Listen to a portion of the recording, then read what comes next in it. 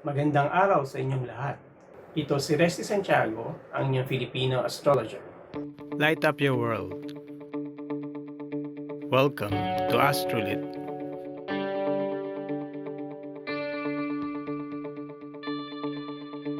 Instead of doing forecast, what we will do in this episode is to review my projections using eclipse charts.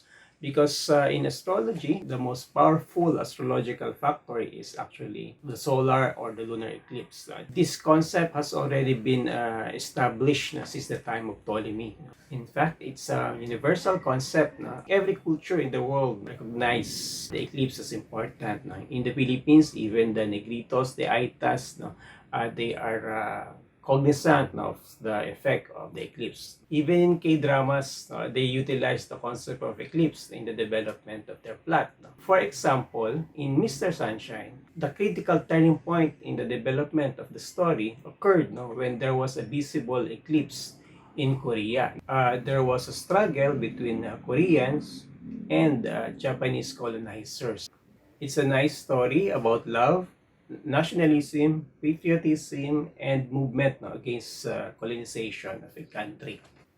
More important than making forecasts is actually the ability to prevent the worst of the possible effects of this forecast. That's why I want to make a review because maybe we can learn something in this process.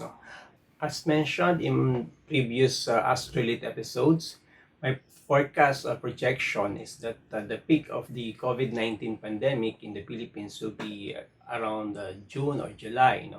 So we are now moving towards the middle of July, and what we are seeing is the increase of the cases. In fact, the numbers are now beyond 50,000, and the daily cases are hitting around 2,000 already. And the projection of scientists is that it will reach 100,000 very soon. As an astrologer, it is not to our delight that the forecast will come true or not. The same thing with other forecasters using whatever tool or technique. The reason why we are doing forecasts is so that we can prevent the worst of the negative projections. So in this case, maybe as with all the eclipses, maybe something must be changed, something must be done, and maybe a thorough review is necessary. As emphasized before, eclipses tend to highlight or to expand something. If there's a problem, eclipse will likely increase problems. But at the same time, the eclipse will tell us the problems. Maybe something hidden will come out, something unexplored before, maybe tried. But the key word is change.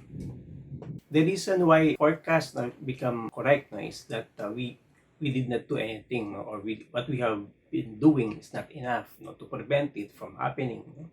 The lesson of this eclipse is that we have to get our acts together.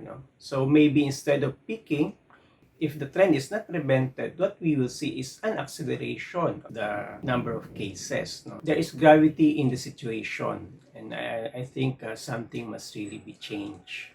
If the numbers are an indication and the eclipse highlight that, maybe something is not being done right.